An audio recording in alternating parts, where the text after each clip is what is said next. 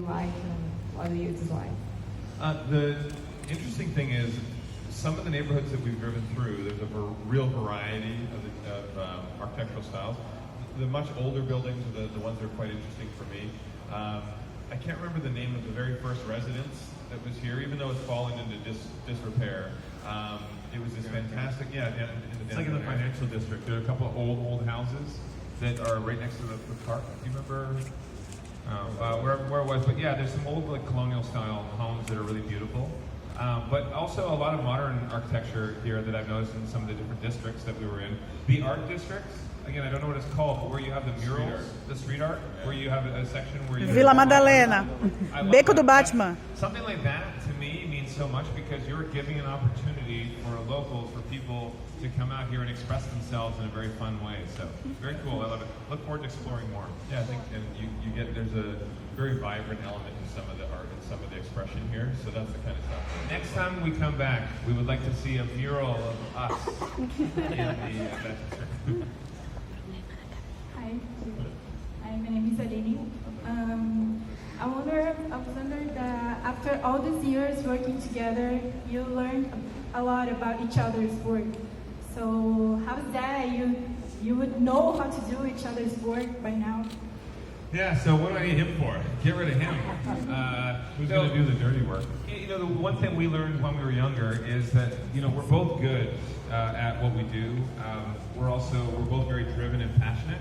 Our parents told us when we were little, if you're passionate about something, don't let anybody tell you you can't do it. If someone says you can't, find 5 ways that you can. And so we know that on our own we would be very successful, but together I think it takes it to a whole new level. And we love that we can show everybody that working together, really, family can work together.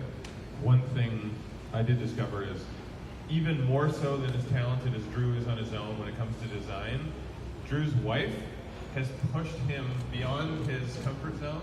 And when we renovated their house, it's my favorite renovation I've ever done because of how interesting it is with all the colors and textures and wallpaper. And I think that's attributed to Linda pulling Drew into a direction too that's even better. But my wife actually wanted to keep, did you see the renovation of my house? You did, yeah. My wife wanted to keep all the original old wallpaper from the house, and some of it was pretty nasty. But what we did instead is we digitized it, we took a picture and scanned it, and then we printed pillows, and we have a bunch of pillows in the house that are actually the old wallpaper in the house. Kudos. Hi, I'm Kayla. What's the biggest mistake committed by people when they are remodeling the house? Why it's so difficult to calculate the final price? Well, the biggest mistake I would say is not using professionals where they should use professionals. People try to be their own contractor, and they try to take on the project on their own, but they have no experience. So how can you expect to be financially comfortable or keep on a timeline if you don't know what you're doing? Other mistake, they don't listen to their wife. Big mistake. You have to always remember there are multiple people living in the house, and so everybody should have a say. Even the children. I love how you can narrow down some decisions, but let the children make a little decision about their room or something, and you have no idea how much that means because now they feel like, wow, I helped you make our home. So things like that, I think, including everybody, working the budget out in advance, and trying not to be wasteful. Sometimes you over-renovate and you don't need to. And one last thing on that too is also people get excited when they make the decision they're going to renovate their house. They get excited, and then they'll go buy this piece, and then they'll go buy these appliances, then they'll buy this countertop or cabinet, and they don't plan it.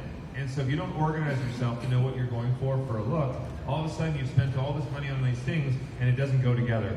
So to really take a step back, and it's going to help you save money because you can find better pricing, and it's going to help you have that better overall look. It's actually quite interesting because there are technologies and building materials that have not made it to Brazil yet they're fine to use in Brazil, but until there's a market for it, it takes time for that to come there. But that actually initially maybe would be more expensive, but those products are less expensive, which would make it easier for people to renovate. Here, the one thing I notice and I've done some before, is you see when I renovate and I sledgehammer through a wall.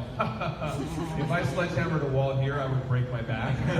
So, construction's very different here than maybe when I'm filming Yeah. in the US. Here's a product that would be great if you want to have, because here, because the air conditioning and heating within the houses, it's not controlled the same way we have it in the U.S.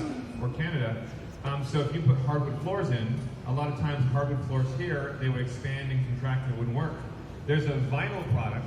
It's like a compressed rubber, and that vinyl product looks like hardwood floors.